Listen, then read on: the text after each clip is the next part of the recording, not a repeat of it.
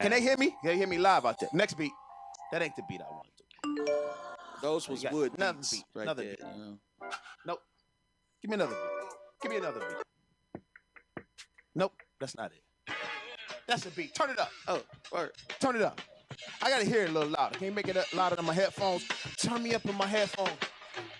I'm still stuck in the 80s/90s. Lottos, kangaroo boots, nanny ghosts, Velas, jumpsuits and troops, Junos, color Levi's, Bugs Bunny sweaters with the rhinestone ring on it. Fighting and making up the next day. Nobody getting shot. Working and hustling to get it, a get got. We had love for the streets, our family, our foes, our friends. Respect for the elderly. Pager/payphone, sneaking into Adams Theater. Watching Crush grooving tougher than leather. Hopping gates out the college door to bang out, cause you don't wanna get caught at mom's crib or at Vaughn's crib. Eating funny dinner with the fam. Church every Sunday, 8 o'clock a.m. And even if I fell asleep in the back row or played sick, no matter what, man, I still had to go 80s, baby. He's a DJ, I'm the rapper. He's a DJ, I'm the rapper. 80s, baby. Good evening, ladies and gentlemen. You are listening to episode number 105 of the X-Cast. It's day 5512 in the search for Tim Shovelday. I am your host, Josh Houselander. With me, as always, the king of the anarchy internet. No, that doesn't even work. Never mind. The king of the internet, but we don't believe in kings. You only know that if you listen to our past show. No, it just ended on Politics of the Empire. No. But yeah, thanks for tuning in, everybody. If you caught our anarchy if there's show, a direct democracy internet, then I'm all for it. there you go. So then Adam is the king of the direct democracy internet. Just for that week. You know what I mean? Until the next weekly election. Until the next weekly election or the next weekly lottery. Then that changes. All right, that's cool. I'm down with that. But yeah, if you tuned in to Politics of the Empire this evening right here on theempiremedia.com, then you may have heard our show on anarchy. If that interests you, you could definitely tune in to webisode number 15 of Politics of the Empire. We're going to harken back to it maybe just a tiny bit at the end of this show with one of our topics. But the first topic I want to get to, man, I'm so late to the party on all the streaming stuff. Mm-hmm. I mean, I've had Netflix before. I know you know all this stuff, Adam. My kids are on my case to get them. Should I start rolling my eye at you? Like, yes. Okay, so when does Disney Plus come out? November. Okay, because when I first heard about this, I was like, okay, no way, no Netflix. I'm done with these streaming things. There's gonna be too many of them. The allure of Netflix was like, ooh, they have everything, or at least almost everything. But now everything's gonna be regimented into, Apple's got one, and Disney Plus, and Netflix, and what's Amazon Prime, right, or Amazon something or other. There's that, but then Ewan McGregor says a few days ago that he's going to be Obi-Wan Kenobi in the new Kenobi show. Yeah. Which, I mean, that's probably going to be awesome, right? I think the more I'm... Yeah, I mean, yeah, it's gonna be awesome for Star Wars fans out there. I never got into Clone Wars cartoon, mm-hmm. and good. I know that's canon. I never got into it. I should watch it though, especially when Disney Plus comes out, because I know it's going to be on that. Mm-hmm. I should definitely give it a chance when it comes to that. But I guess I'm more the live action stuff. I guess interests me more than the cartoon shows do. So yeah, the Kenobi show, especially if Ewan McGregor's in it. See, that's something I never liked. I never liked those. Those TV shows that mm-hmm. come into place of a movie, just because under most circumstance, the actor that they get to play the lead character, not the same. No, it's usually not the character that played that character in the movie. Yeah, it's just not the same. They're just not as good. No, absolutely they not. never are. They're never as good as the person cast in the but movie. Ewan McGregor, though, yeah. he is young Obi-Wan Kenobi. And I've been pissed for a few years now because, listen, I liked Rogue One a lot. I liked Solo a lot. Mm-hmm. But liked him too. But this whole time, Ewan McGregor's been saying, "Hey, I want to play Kenobi again. I'm down to play Kenobi again." Yeah. I'm like, why are they not making this movie? This is pissing me off. And he was a good Obi-Wan Kenobi. He was awesome. He was a good Obi-Wan Kenobi. Awesome. He certainly wasn't the problem with the first. Oh no, he was great. The the prequel trilogy. No, I love Ewan McGregor as Obi-Wan, and of course I loved Alec Guinness in the role too, but what I really loved about Ewan McGregor as a person outside the movie was that he embraced it. He liked it. Alec Guinness always kind of had a bad attitude about how he was Obi-Wan Kenobi. You know, he was always kind of and they say he was a cool dude too, but it seems like he was kind of a jerk about the Obi-Wan Kenobi thing because it's what everyone recognized him for, and he wanted to be, you know, he was this like famous stage actor, famous actor before that, and he's like, oh, all anyone thinks of me is Obi-Wan Kenobi, and don't you remember the bridge over the River Kwai? And, who cares? You're Obi-Wan Kenobi. It's like, no, we don't. You're Obi-Wan Kenobi. Sorry, Holmes. But yeah, that movie sucks. Star Wars is awesome. Bridge over the River Kwai is a cool movie. Whatever, it's not Star Wars. No, it's not Star Wars. It's not even close. It's really not. It's not even It's close. shit as far as I'm concerned. Something I could fall asleep to. Yeah. Sounds like I could get a good nap to it. The only thing that sucks about hearing this news about Ewan McGregor coming in as Kenobi, like what could possibly be bad about this, is that after seeing episode 7 and episode 8, it's like, Disney's not going to ruin this, are they? Like, please don't tell me Disney will, like, ruin this. And as much as I like the Clone Wars cartoon and the Rebels cartoon, they kind of... Is that Disney?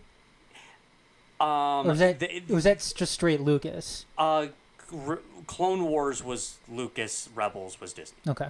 But they told a lot of the story already. Like, they already showed him meeting back up with Darth Maul, which was really cool, but sure would have been cooler to have it be Ewan McGregor and Ray Park, you know, do that in a live action show. You know what? As far as the live action goes, I mean, when you take a step back and look at it, Disney is actually batting 500. Yeah, they are. So, I mean, can we... I know Disney has fucked up, and they've fucked up majorly when it comes to... or when it came to The Force Awakens. Yeah, the new trilogy it sucks. Yeah, it sucks. And what was the last one? The Last Jedi? Yeah. Yeah, those are god-awful fucking movies that need to be remade now. If it's up to me, I'm scrapping The Rise of Skywalker. Sorry, that's not happening. And I'm going back and I'm pulling a Batman and remaking... I would love it. The previous two. Yeah, just reboot them. Yeah, reboot them. They're not worth the ticket price. Yeah, call it George Lucas's Star Wars and just redo it. Yeah, yeah. I mean, what sucks is now Carrie Fisher's dead, and yeah, but we've got technology now. We do. And I don't care about the morality and everything that comes with that. Give me my CGI, because Grand Moff Tarkin in Rogue One was fucking awesome. Yeah, he was. And even the technology's only gotten better. Yeah, and Carrie Fisher was CGI'd in that movie as well, and it was great. I got a little teary-eyed when that scene came up. I know, it was awesome. Yeah, and let's do it again. You know what? Han Solo Harrison Ford doesn't want to be in them. Sorry, fuck you. Yeah. You don't have to be in it. Yeah. Can we at least use your likeness though? We'll pay you. I don't think he has a choice. They own it. Oh yeah, that's right. They own the character Han Solo and everything that goes with him. Yeah. So sorry, we're gonna use your likeness, and you know what? We'll give you a check, just to be nice, and that's how it's gonna be. Yeah. No, I mean it's true. I mean, sorry. Doesn't sound very communist of me, but I loved Harrison Ford. Star Wars. I loved Harrison Ford, of course, as Han Solo. I mean, it's so epic. I absolutely love him, but I mean, Harrison Ford isn't Han Solo. I mean, this was proven positive in real life when we see that Han Solo is like the best pilot ever, and Harrison Ford is the worst pilot ever. Yeah. When he like crashes his plane. Yeah, Harrison Ford isn't crashing into a golf, right. A golf course. Well, maybe he might, but hey, if you're gonna crash a plane, you always gotta crash into a golf course. Though. Yeah, it's smart. But you know what? You know there's gonna be a doctor there. Han Solo isn't crashing into a golf course because he's a bad pilot. No. He's crashing into a golf course because somebody sabotaged the Millennium Falcon and didn't fix the hyperdrive and right, because the Ugnaughts screwed up. Yeah. Something along those. I saw a fan theory recently that said, what if all the Indiana Jones movies were just Han Solo's dreams while he was frozen in carbonite? And I thought that was a cool one. Yeah. Yeah, I could see that. Like, he's just dreaming about being a cool dude down on Earth. Yeah. Having fun. Whipping people and stuff. Fighting Nazis. Yeah. He's fighting Nazis anyway, basically, with the Empire. I mean, same difference. Yeah. Same idea. But, yeah, I mean, this has definitely got me But the rethinking. Empire in Star Wars, they didn't base their rule or their tyranny on race. They just... Yeah. It's According to the EU, they were very racist, though. They were? Yeah, that's how they... Part of this, I think, is... It's a smart retcon, but do you notice how all the Empire is humans? You know, I mean, there's all these different races all over the galaxy. But for the most part, they're humans. But they're humans because they're racist. Oh, okay. They talk about this a lot in the books with Grand Admiral Thrawn. Mm-hmm. He's actually like the first guy who's not a human, and he's a humanoid. Yeah. But he's not a human, and he achieved this high rank. He's the first Grand Admiral or Grand Moff to be not a human, because Palpatine is racist. Okay. He's human, and he's All right. racist. And they enslave the Wookiees right away. I stand corrected then. I mean, right away they enslave the Wookiees. I am not about to get into this debate with Josh because the Wookiees were very strong-willed and also strong physically, so they enslaved them and then send them to. Did any of them have a life debt to Yoda? I don't know. I don't think so. No. I don't think so. That's a good question though. That would be that is cool. Huh, that's a good question. Because Yoda would be like, it seems like Yoda would be the kind of be like, no, that's okay. Yeah. You can. Yeah, I relieve you of your life debt. Yeah. There are actually some books that came later too, where Vader and Palpatine have a political difference, because Vader is opposed to slavery because he was born a slave. And he doesn't want slavery. Even though he doesn't mind ruling with an iron fist, he really doesn't want to bring slavery, because slavery was illegal in the Republic. It becomes legal again in the Empire. And you see, this is a debate they have, and Palpatine kind of convinces him that slavery can be okay. He doesn't really buy it, but he just kind of goes along with it. And you see, this is the type of thing that I hope Disney really takes advantage of when it comes to this new streaming service. I mean, because obviously, and this is my inner Dorf coming out, but I mean, pragmatically speaking, they can't go and make movies about all of these different things, right?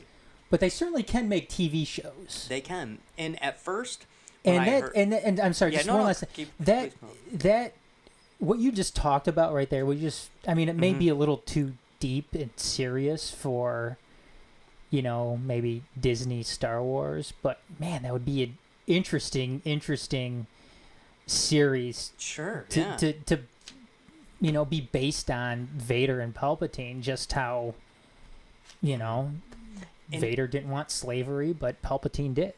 And I get that Disney wants to bring in younger fans. It makes sense, sure. And they're Disney. They do want to have certain things that appeal to children or younger people or a new audience. And they're a media conglomerate too, so they're going to want to, expand right. themselves as much as possible. Well, when you're talking about issues of Star Wars being more deep, well, Star Wars fans are older now.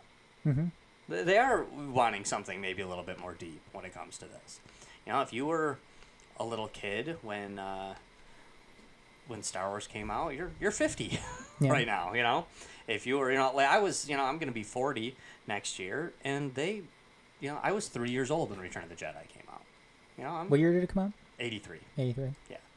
So there's something to be said for that, to kind of have like the deeper subject. And at first I was thinking, when they said a possible Kenobi show a few months ago, I was thinking, I wanted a movie. Maybe a show's better though.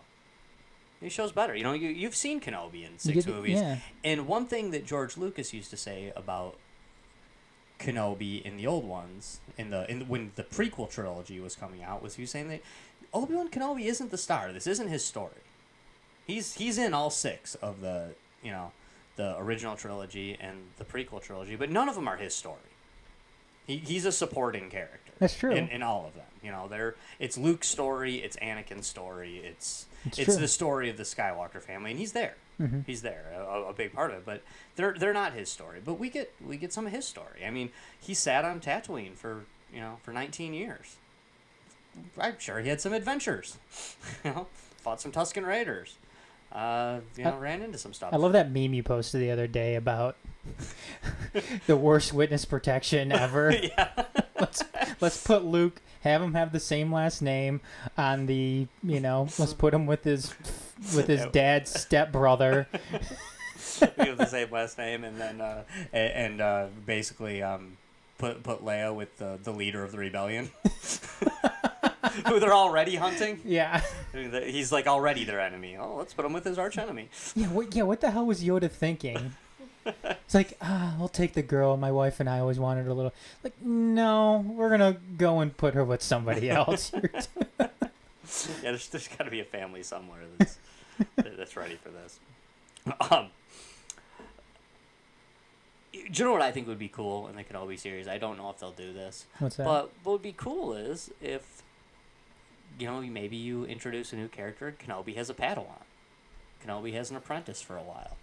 You can kill that character off later and then show why, because wouldn't you try to pass your knowledge on the Force? You would. I mean, something that I'd really like to see happen though is them sticking closer to the story, to the original story, because I know Lucas framed that out in some sense when it came to Kenobi. Yeah.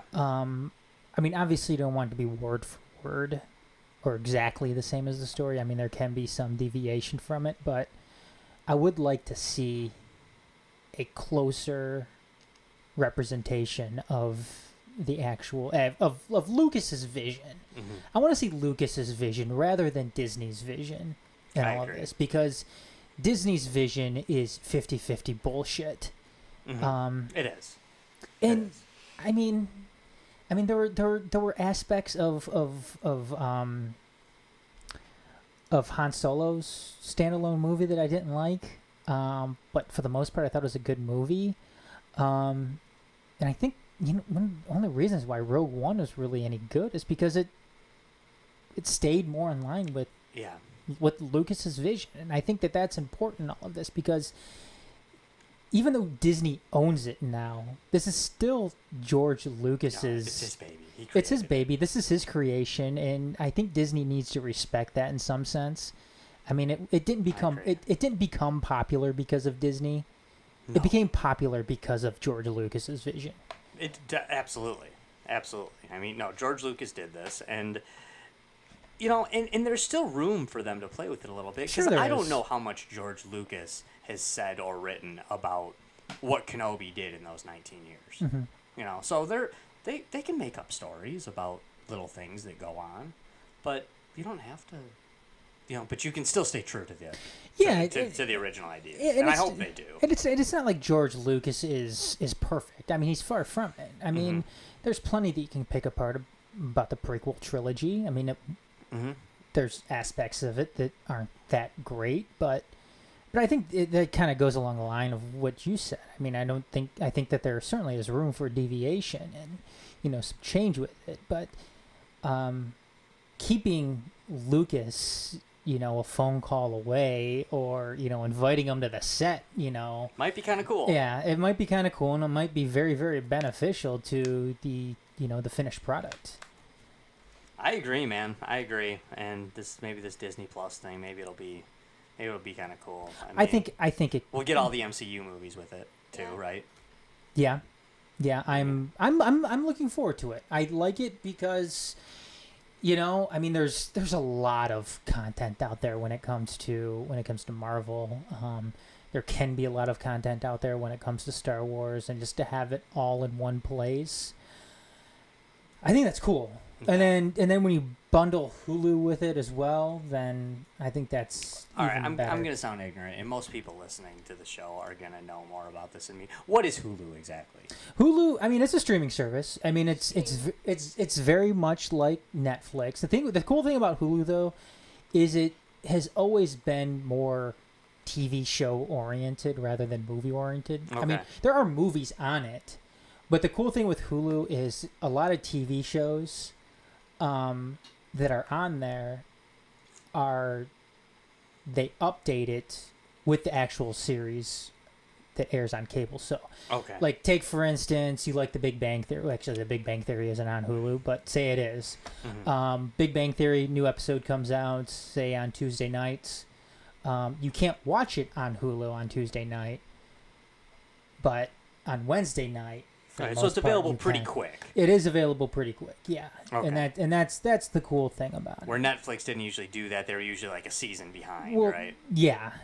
I mean, Netflix does have TV shows on there, but yeah, they're usually a season behind. And, 'Cause I used to watch the DC shows on Netflix. yeah. And I'd be watching Arrow or Flash. No. And I know, and there's a new season on right then on the CW that isn't available yet. And now DC has their own streaming or their own app.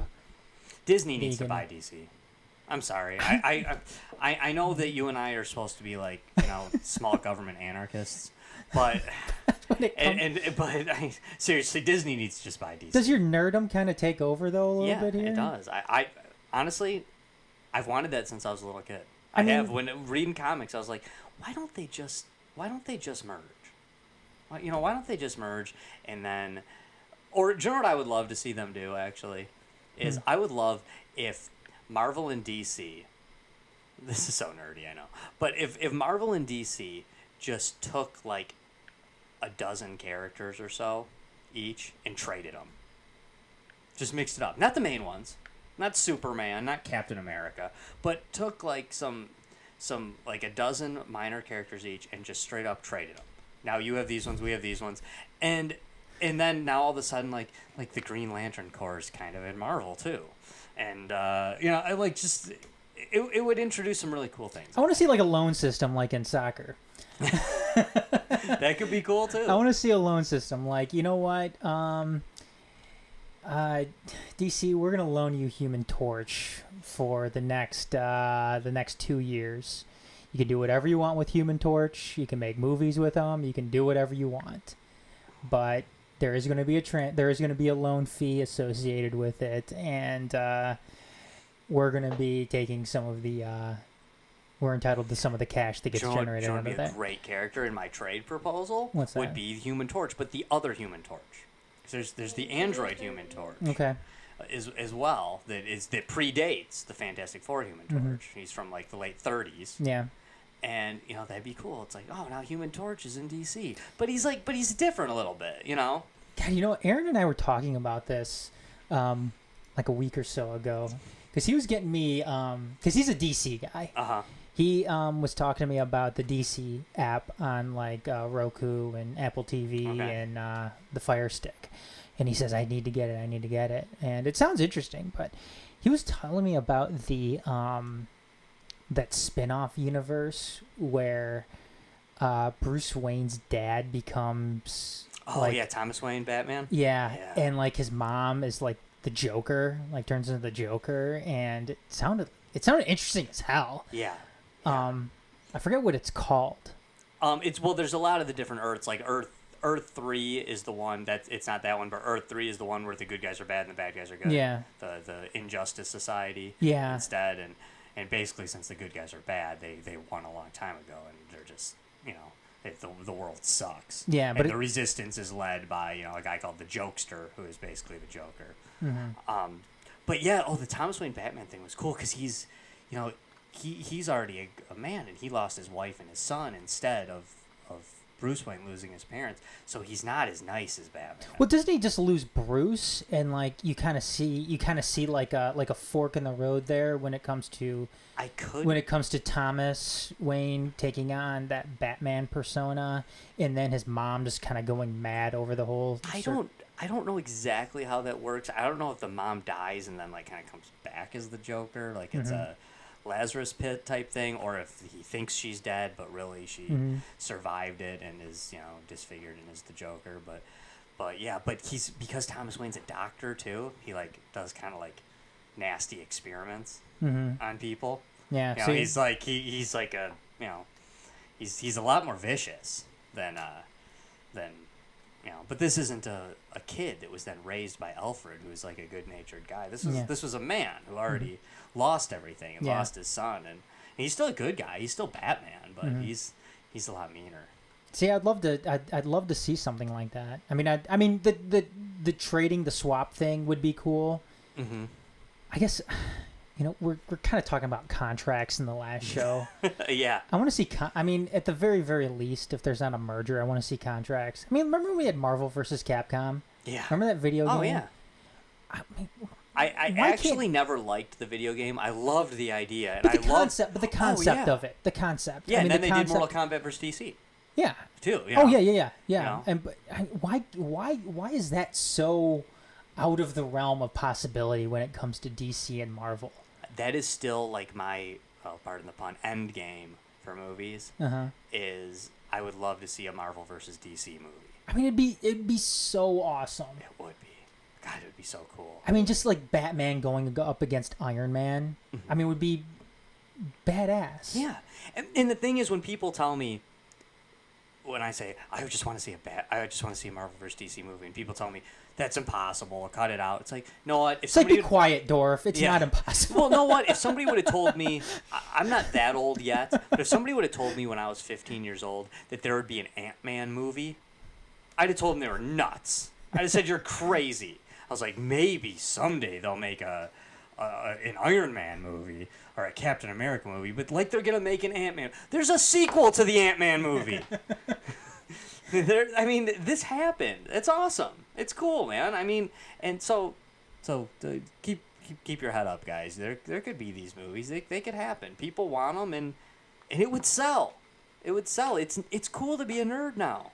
It didn't used to be cool. It's a great time to be a nerd. It really is. It's a great time.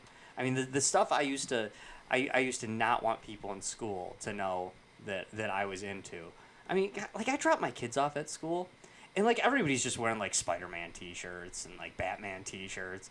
Like, you kind of get upset about that?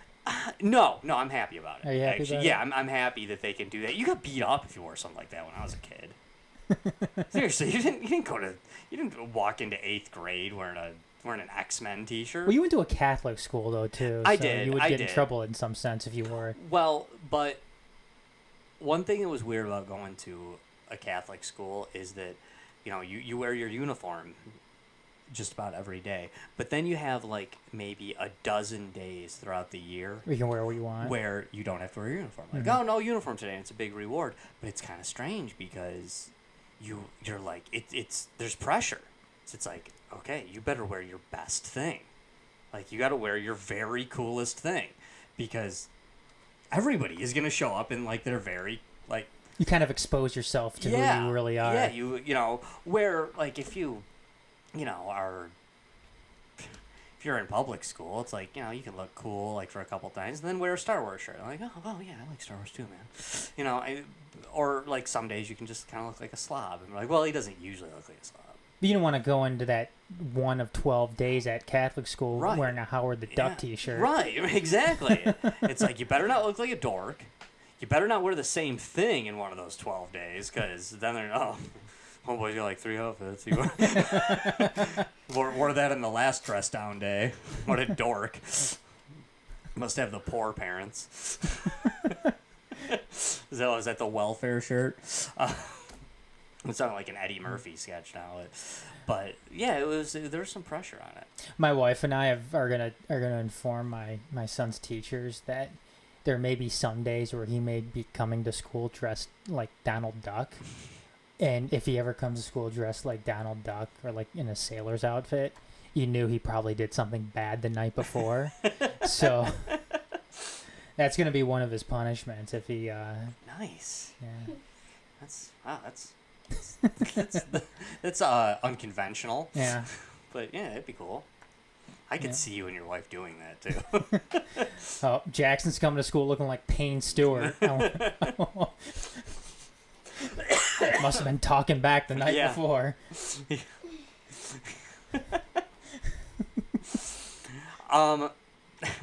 Speaking of fascism. Is that fascism? Kind of, yeah, a little little bit family fascism. Family fascism. If you seen Vermin Supreme, he's been kind of back in the news lately. Yeah, there's that one video that's made its rounds on Twitter of him going after, well, not going after, but interrupting one of Caitlin Bennett's interviews. And if people don't know who Caitlin Bennett is, she is Gun Girl. She's the one that makes it a point to open carry wherever she goes. She's the one that made it a point to open carry during, I think it was her Kent State graduation ceremony, which, Josh, is that a little annoying? I know you're... Yeah, no, it is. I mean, isn't that kind of... It is. You know, there is not a Second Amendment, a bigger Second Amendment person out there than me. There truly isn't. And if there is, good for you. Kudos to you. I'm glad. But, no, I'm not really big on the obnoxious open carry. kind of like spiking the football. Yeah, exactly. Do I think she has a right to it? Yes, I do. But does it kind of like trivialize it? And, Yes, it does. Yeah, No, I think it's obnoxious. I don't like obnoxious behavior.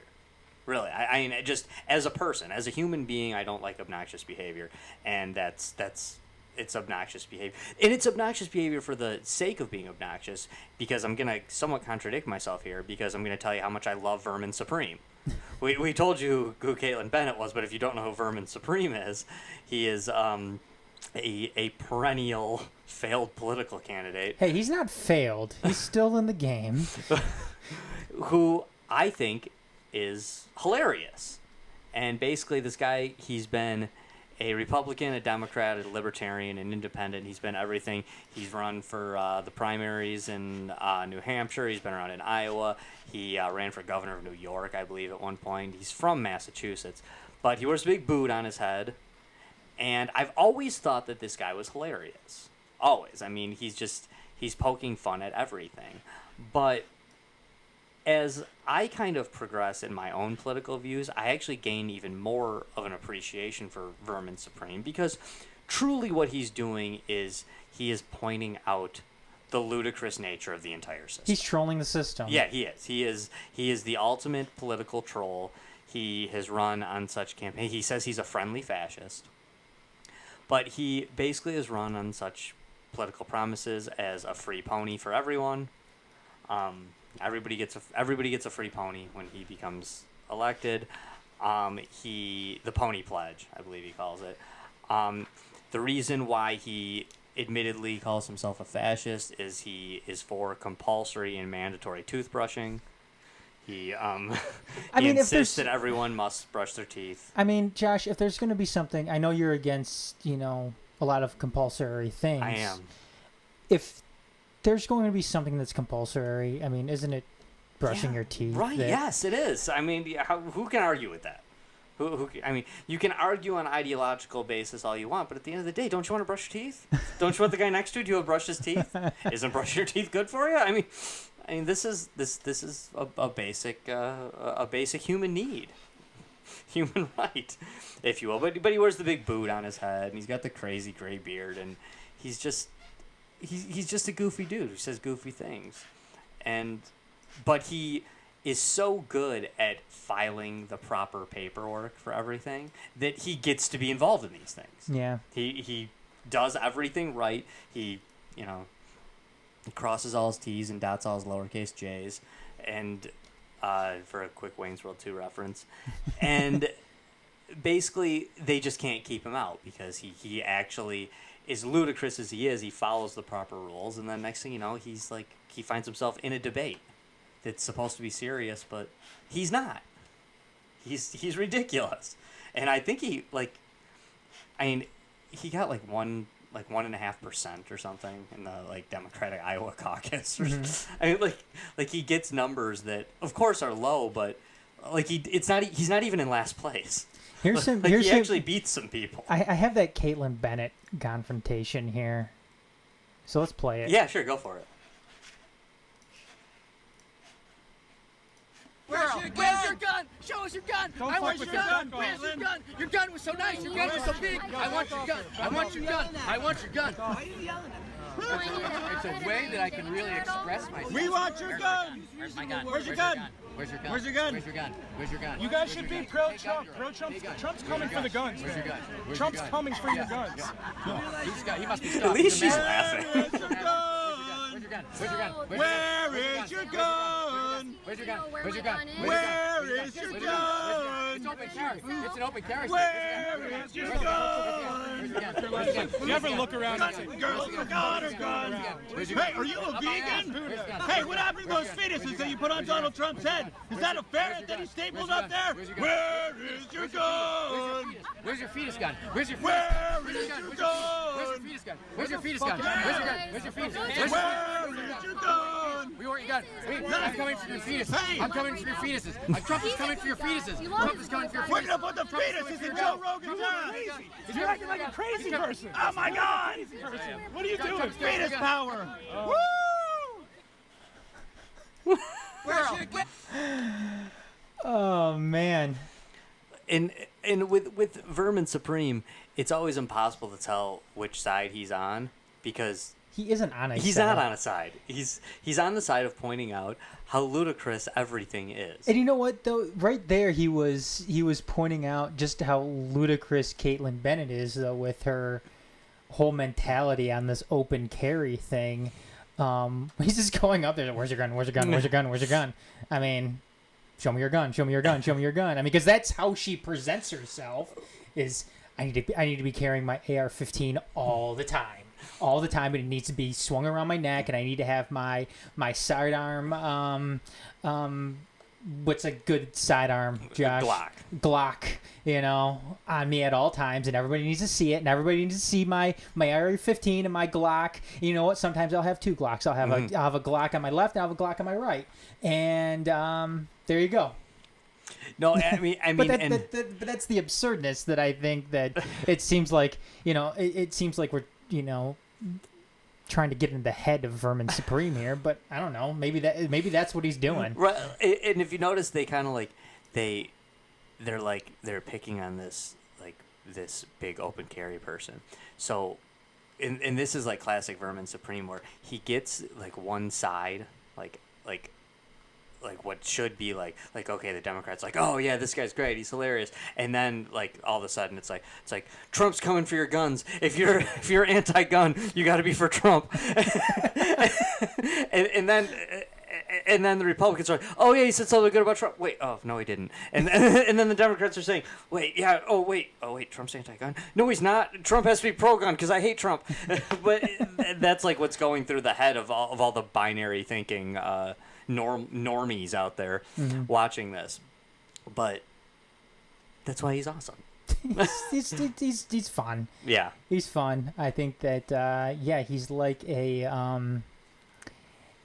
a walking, talking onion almost. Yeah, you know, it's funny. No, it is. It's funny, and his popularity grows over the years because there are more and more people out there, I think anyway, in my opinion, that are just seeing how ludicrous all this is. Mm-hmm. You know, the bogus duopoly that is running our nation is out of hand, and more people hate it. They don't hate it enough to stop voting for him. That's a huge problem. You know, that is a huge issue, is that people will tell you that they hate the two-party system or they hate both the parties, but at the end of the day, they seem to always be voting for the same party, don't they? You know, they'll tell you that they hate both the parties and both the parties are the same and they do the same thing, and they're, you know, we need a strong third party. And the people that say that, 9 out of 10 of them are a person that has been either voting Republican or voting Democrat their entire life, and they will still vote that same way next time. Yeah, I know. It's tribal thought, really. And what's so totally stupid, I mean, Trump's going to get some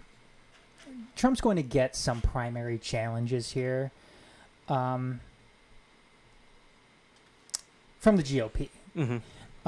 2 of them, Mark Sanford and then Bill Weld. Yeah.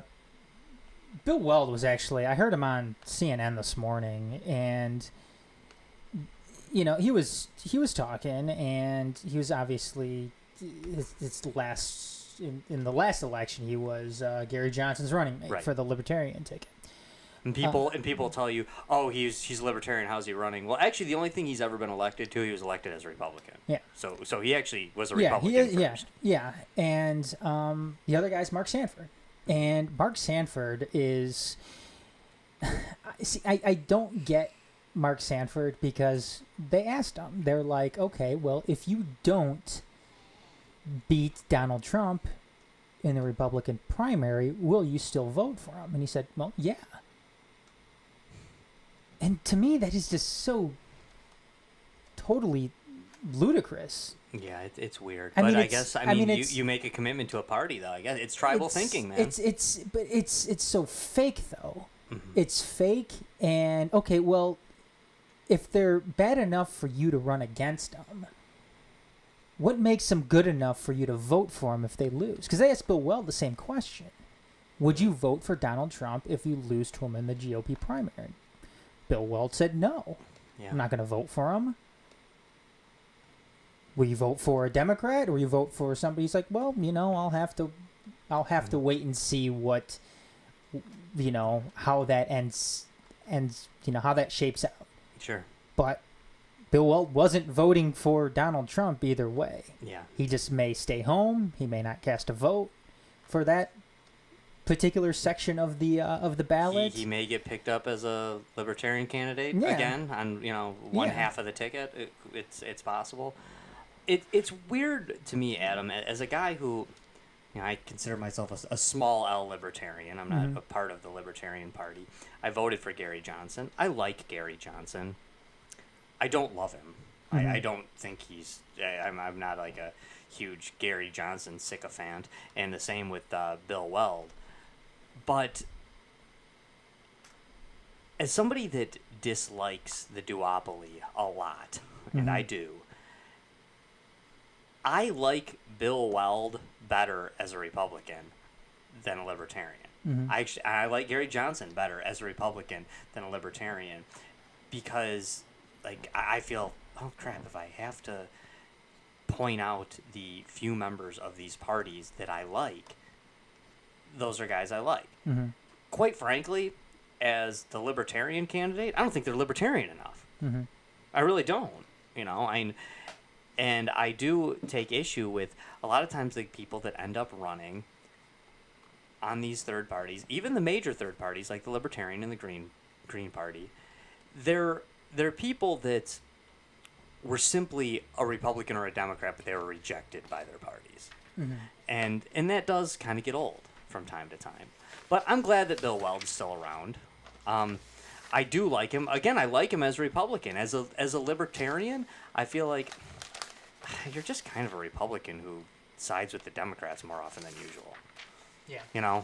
And there are some people that this goes into a statewide discussion too, where I was more Republican leaning back in the early 2000s, and I always liked at the time when Rudy Giuliani was mayor of New York. I liked Rudy Giuliani as mayor of New York because I thought, hey, in New York, he's a good Republican to have. He's a New York Republican. New York Republicans aren't Republicans anywhere else. Yeah. So when the Republicans kicked around the idea of Rudy Giuliani being president, I was like, whoa, what's wrong with you guys? He's not a Republican in the rest of the country. He doesn't reflect the views of basically anybody in the country. He certainly doesn't reflect the views of his own party. And an example of that on the other side was I used to love Bill Richardson. He was governor of, was it Arizona?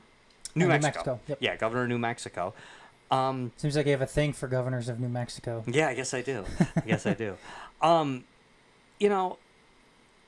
Bill Richardson was a good, New Mexico Democrat, but New Mexico Democrats aren't really Democrats anywhere else. You got to think about that stuff. Arnold Schwarzenegger, oh, cool, Republican governor of California. But you don't want him to be the he doesn't share views of Republicans in most of the rest of the country. Not that he can be president, though. No, he can't. Although he was at one point actively there was a group of people actively trying to change the Constitution so Arnold Schwarzenegger could be president.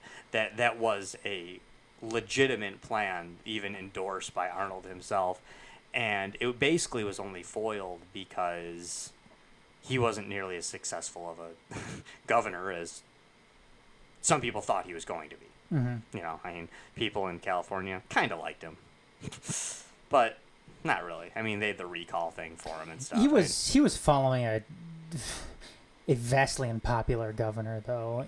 He was. Yeah. Forgot the guy's name. Gray. Yeah. Gray Davis, I think Gray it was. Davis, yep. Yeah. Governor Gray Davis. Yeah, who was, I think, like a 2 or 3 term governor, but it's like one of those guys that kept getting elected, but everybody supposedly didn't like him. Yeah, I mean, California, I think, went into... when he left office, California wasn't in a very good spot. Not at all.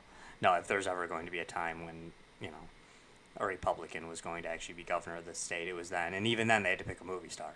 Yeah. You know, I mean, really, it wasn't, you know, I mean, the only 2 Republican governors I can name were both movie stars. So, I mean, you know, you got Reagan and Schwarzenegger. Mm-hmm. So that's, I think there's something to that. Yep. But, you know, so anyway, if you haven't heard of Vermin Supreme, look him up. He's a funny dude. Do we get a news section? We do. We have Let's go around the empire with Adam Hernandez. Yeah, we have a couple of things here. Let's see. Let me get my screen back up. I know to start, there's already a lot of chaos going on in Europe right now, especially with Brexit, but the right-wing populist Prime Minister of Italy is having to step down. And I thought I had this ready to go. I guess I don't. It's kind of frozen up on me. Yeah, no, they're getting pretty nasty over there. They're all kind of attempting to throw each other under the bus. Yeah. And I think it's kind of backfiring on everybody from what it sounds like. Yeah. Shit. Thought I had this ready to go. I am sorry. In the meantime, though, let me skip ahead to another one. Yeah, go ahead. St. Louis was awarded the 28th MLS team here, in which they're going to start to play in 2022, I believe. But Major League Soccer is currently trying to expand to 30 teams. So there's 2 more cities that are going to be awarded teams here pretty soon. Some of those cities include, I believe, Sacramento, Phoenix, Detroit, Charlotte, and Las Vegas. One of the things, though, when it comes to MLS is they want cities with standalone soccer stadiums, which isn't the case in every single city. Take, for instance, Atlanta.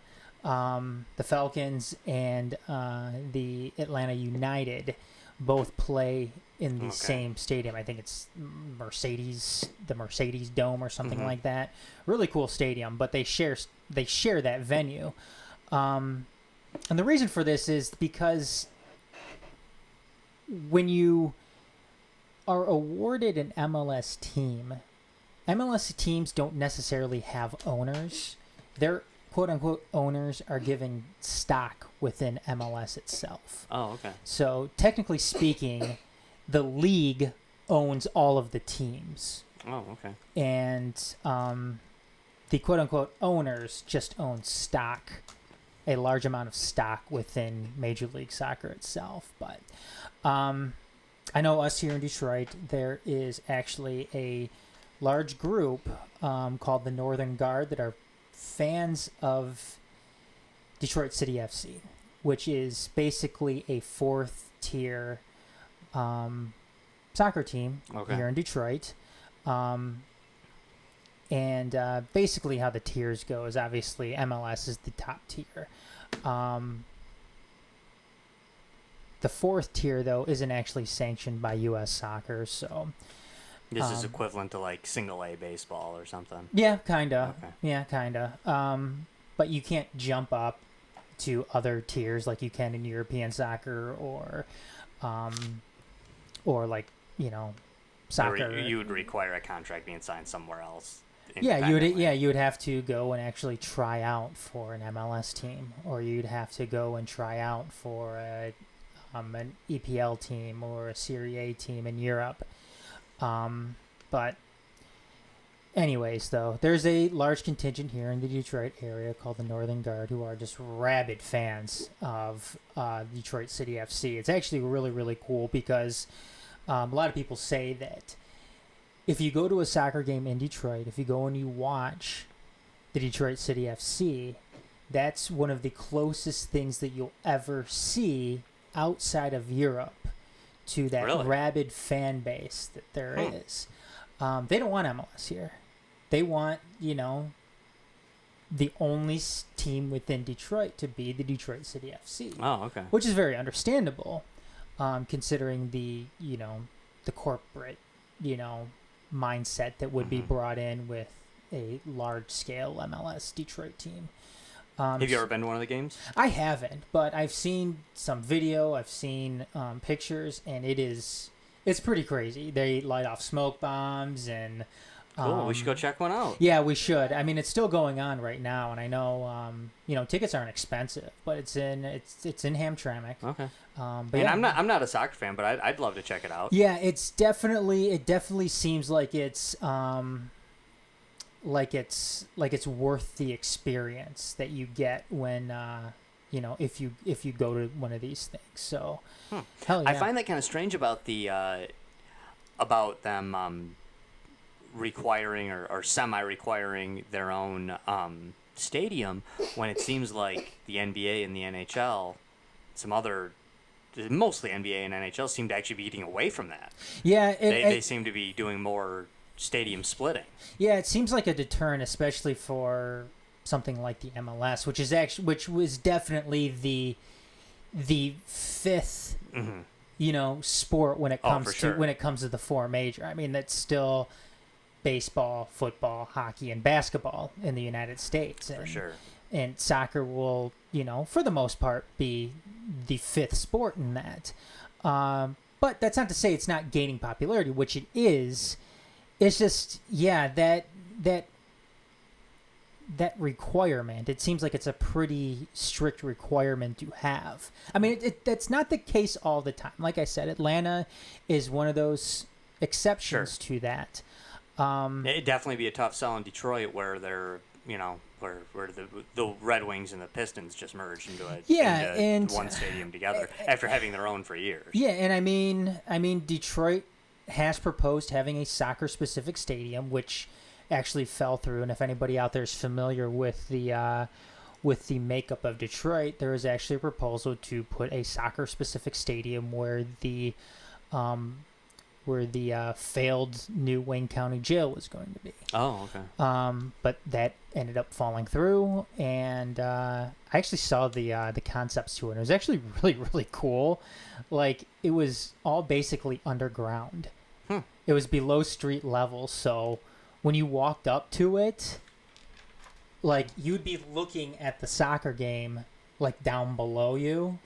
Really? Yeah, That's cool. It was actually really, really, it was really cool looking, actually. But the next proposal after that was putting it in Ford Field, which I saw some of the concepts for that, and they were cool. I mean, it was fine. But yeah, I mean, who knows? Who knows? Ford Field's great at selling out a lousy product, so. That's true. That is true. Like I said, I don't know. I don't know if it's actually going to come to fruition here in Detroit if an MLS team is actually going to be the case. But when it comes to TV market, I mean, Detroit is arguably top 10 in the country. So. And Detroit, I mean, I know that the Detroiters would, you know, kind of snicker when I say this, but we support our teams here. You know, we really do. I know that they don't sell out everything, but when our teams do well, we support them, you know. Better than most cities, you know, better than most cities. Of course, you know, the Tigers aren't exactly selling out every seat right now with, you know, being on par to be one of the one of the worst seasons in MLB history, and so on and so forth. But considering all that, it's our teams get support here. Yeah. Going back to that Italy crisis, though, Italian Prime Minister Giuseppe Conte said Tuesday that he would submit his resignation amid tensions between the two populist parties that comprise his government coalition, the anti-establishment Five Star Movement and the Far-Right League. He declared that the ruling coalition of two populist parties ends here. Deputy Prime Minister Matteo Salvini, Conte's former coalition partner, Italy's interior minister and leader of the Far-Right League party, has been demanding fresh elections and could soon claim the prime minister's office for himself. Italy has seen 16 total leaders take power in the last 30 years, Josh. If Salvini is the 17th, Italy's crisis could spread far beyond the borders of Italy itself. Yikes. So, Brexit certainly isn't the only thing that is there's a lot of turmoil in Europe hampering there really Europe is. right now. There's a lot of turmoil in Europe. It's hard to tell what direction that's going to go. Yeah. Trump says Jewish Americans who vote Democrat show great disloyalty. President Trump told reporters in the Oval Office Tuesday that he didn't buy the tears from Representative Rashida Tlaib of Michigan at a recent press conference addressing Israel's decision to bar entry to her and Representative Ilhan Omar of Minnesota, adding that Jewish Americans who vote for Democrats show either a total lack of knowledge or great disloyalty. 79% of Jewish Americans voted for Democrats in the 2018 midterms, according to the Pew Research Center. And, You know what's kind of strange, Adam, is that without getting too deep into that subject, before the Donald Trump era of the Republican Party, I actually agree with that statement. I do. You know, I feel like the Democratic Party's been extremely anti-Israel. And I actually agree with that statement, but I don't agree with it now because of what Trump has done with the Republican Party. You know, I mean, I don't necessarily agree with it now, but if somebody other than Donald Trump, or even if Donald Trump pre-presidential candidate said that, I would have agreed with it before that time, but I don't really now. You know, I don't. And speaking of Donald Trump, let's see here. Fourth-ranking House Democrat comes out in favor of impeachment inquiry. 125 House Democrats and one independent now publicly support launching an impeachment inquiry against President Trump, according to Axios.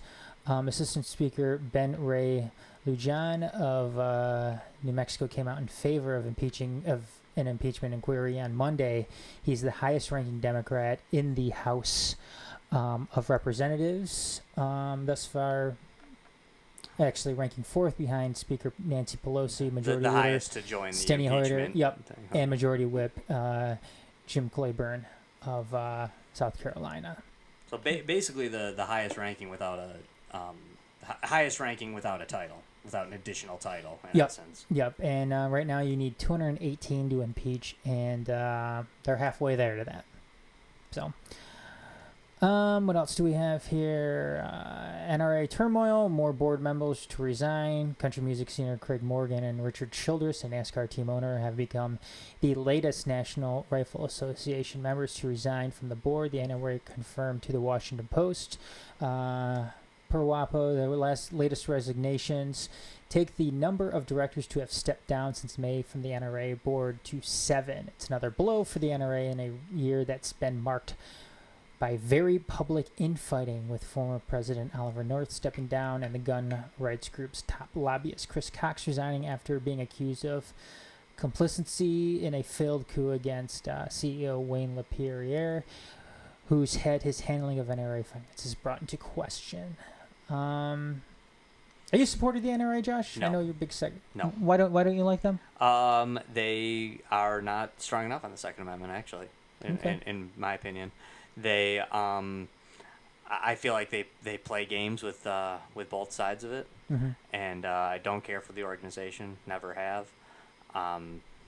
They claim to be for the Second Amendment and support gun control whilst supporting lobbyists that supposedly don't support it. You know, so I don't like it. You know, I mean, quite honestly, you can take comments from the NRA and take comments from moderate Democrats, maybe even further left than moderate Democrats, and read their political nuances and goofy things they say, and quite frankly, they're indistinguishable from each other. So I have no use for the group. For one thing, I think the group is totally unnecessary. Mm-hmm. The Second Amendment clearly states its intentions, Mm-hmm. and I shouldn't have to join a group to support the second bullet point in the Bill of Rights. You know what my biggest problem with the NRA, I certainly do think that every person has the right to go and have a firearm, have multiple firearms. My biggest issue with the NRA, Josh, is it's a corporation. Yeah, definitely. They have, I think when you are advocating guns rights, and owning a gun is a huge responsibility to have, and it doesn't seem like they advocate gun safety, gun responsibility. And there's plenty of groups that do. Yeah, and I think there. and maybe protecting your community.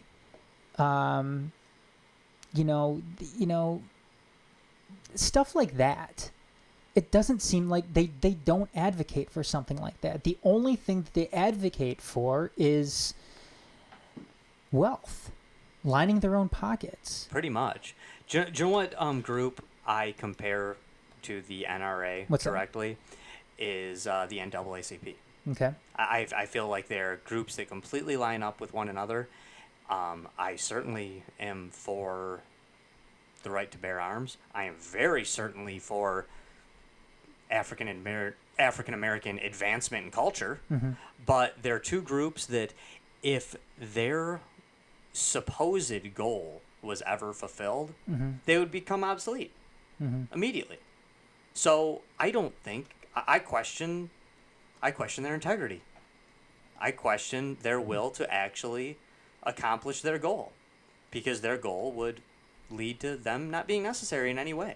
So I don't think they want their goal. I think they like the turmoil. You know, I mean, if if there was complete race equality, then the NAACP would be useless. If the Second Amendment was valued in any way or interpreted properly, the NRA would be completely useless. One of the things too when I look at the NRA is that one of the major talking points, for gun advocates is that, a good guy with a gun would have stopped them. Mm-hmm. We need more guns on the streets rather than less guns to make it a safer society. Now, I'm not saying that's true or false.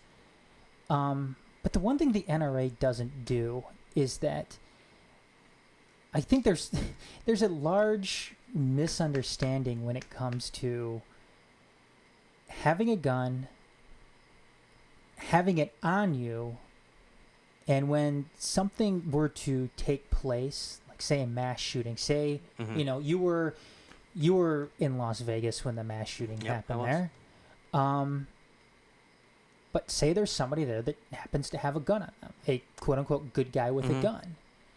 Is that person, just because they have a gun on them, is that person going to be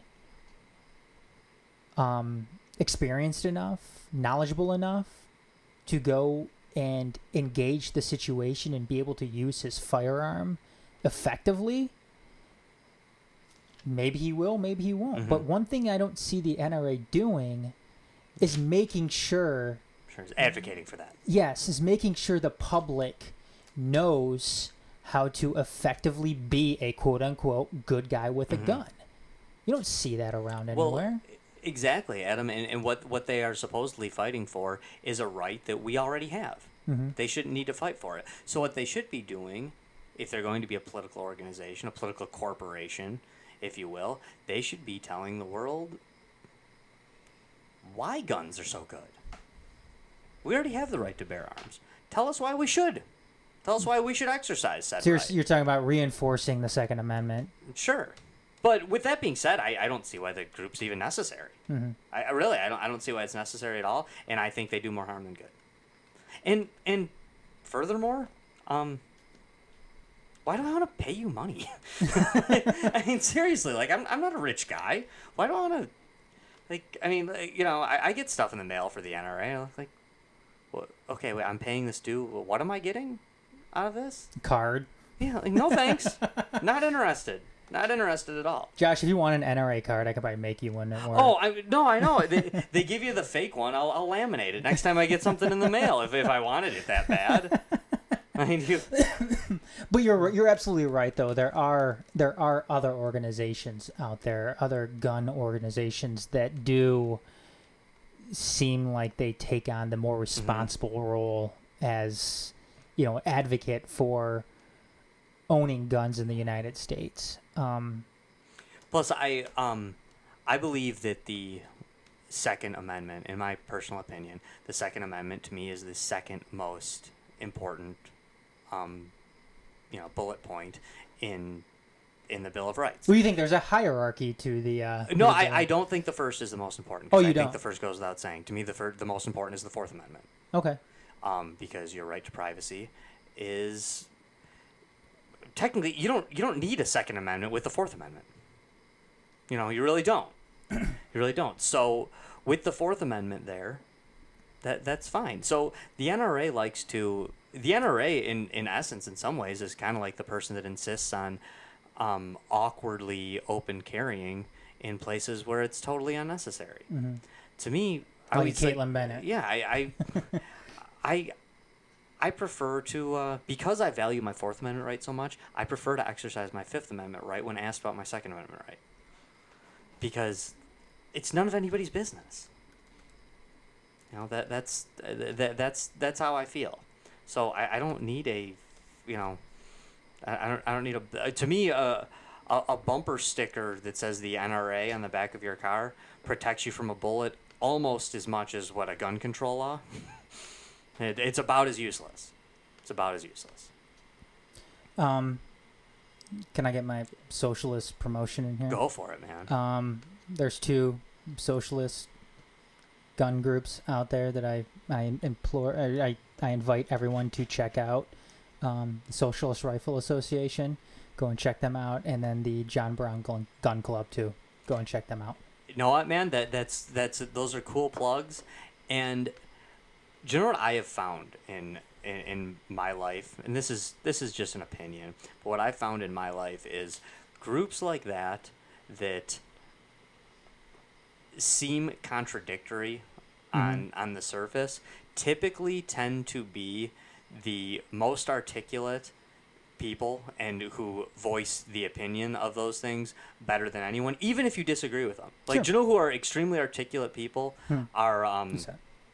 oh shoot, I can't remember the name of the group of gay Republicans. No, I can't remember who it is. They recently came out for Trump, which I'm not a Trump fan, and I know you are much less of a Trump fan. But they are always have the most. They make their point so well, always, because they're, quite frankly, not of the norm. Yeah. You know, Log Cabin Society. Log Evans. Yeah, is I couldn't think of it before, but they've been around for decades, but it's Why are they called the society. Log Cabin Society? I don't know. I wonder if that's like an Abraham Lincoln type of thing. Because are there rumors out there that Abraham Lincoln is gay? There were the Abraham Lincoln being gay rumors were surfaced for, and still are for 100+ years have been around. They've largely been dispelled. If you've ever read Doris Kearns Goodwin's book on Lincoln, which was loosely what the movie was based off of, the recent movie that came out a few years back. Yeah. But and she's run into some problems because she had a plagiarism issue years ago. But she's a brilliant historian, and she worked in the Obama administration. She's a left wing person, but excellent historian, excellent writer. And if you read that book, which I've read several Lincoln biographies, that's one I would definitely recommend. But she basically spells out why that is bunk for the most part. I mean, there's really no biggest. The entire historical backing of Abraham Lincoln being gay was the reports of how he lived with a man before he was married, and they shared a bed together. And people said, "Oh my God, he actually lived with this guy, and there was just one bedroom there, and they actually shared a bed." What they leave out is that was so not unusual. I mean, Josh and I share a bed all the time. I mean, it wasn't weird at all, and in a society where they weren't afraid of somebody saying, "What, are you gay or something?" That wasn't an issue. And you got to remember, there wasn't any heat in 1860. Okay, the idea that they had to share body warmth. Yeah, the idea that beds are scarce, rooms are scarce, housing is scarce. There's no heat in Springfield, Illinois, and at night you get a little cold in the winter. Yeah, there's only one bed in the house and you both sleep in it. Not that weird. Not weird at all. The other things they talk about actually is that, okay, is it strange that maybe that Abraham Lincoln was gay but he had a wife and had children? No, that's possible. Especially at that point, that's possible that you would. No, that happens. That happens all the time. That even happens in 2019. No, remember Elizabeth Smart, that girl that was abducted, back in the early 2000s, I believe. Her dad actually just came out the other day as being gay. Yeah. No, I mean, because they kind of quell their urges and go with the societal norm, and maybe they just want kids. And let's that day and age too. I mean, it wasn't exactly as accepting as it is today. Of course, and not to say that today, today's society is totally accepting of right, but gay far people. More than in 1860. Far more, yeah. I mean, in the sense too of Elizabeth Smart's dad. I mean, he was part of the Mormon Church, which for good numbers. So would a gay man in the 1850s get married and have children? Possibly. But would a gay man try to get in advance on his paycheck to get a prostitute? Probably not. Yeah. Probably not. That not something that a gay man would do. And that's something that Abraham Lincoln used to do as a young man quite frequently. You don't spend your hard-earned money on female prostitutes when you're gay. Yeah. That's not the urge you have. So it's so that among many other things. I mean, he had girlfriends before Mary Todd. I don't. How do we get into this? I think it was the Log Cabin Republic. Yes, it was. But anyways, like I said, no, I do think that. Yeah, sorry, we derailed there for a second, but it was sometimes those are you can get some of your best rhetoric, if you will, from those. Name those two socialist. Socialist Rifle Association and the John Brown Gun Club. Again, two awesome organizations. I think that. I mean, not like I said, I'm a socialist, but it's not just because of that. I think that their platform of educating about gun responsibility. Self-protection, community defense is something that every gun owner should be aware of, whether you're a socialist, a conservative, centrist, whatever. Sure. Strangely enough, Bernie Sanders was considered very pro-gun. Yeah. Up until recently, when he was in in Democratic primaries and trying to play to the audience, but Bernie Sanders used to be considered pretty pro-gun, coming from Vermont. Yeah. One of the most lax carry states in the Union is Vermont. One more thing here. We talked about this. Well, it's one final Donald Trump thing here. He actually postpones his meeting with the Danish Prime Minister over Greenland. President Trump responded to Danish Prime Minister Mette Frederiksen Mette Frederiksen's message to the United States that Greenland is not for sale by announcing on Twitter Tuesday evening that he's postponing their scheduled meeting. Denmark is a very special country with incredible people, but based on Prime Minister Mette Frederiksen's comments that she would have no interest in discussing the purchase of Greenland, I will be postponing our meeting scheduled in 2 weeks for another time.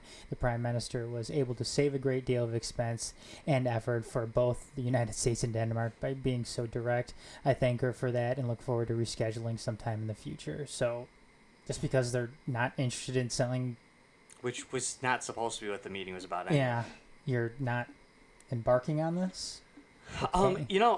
Again, this is one of those things where I simultaneously agree and disagree with President Trump, where I think buying Greenland's a great idea.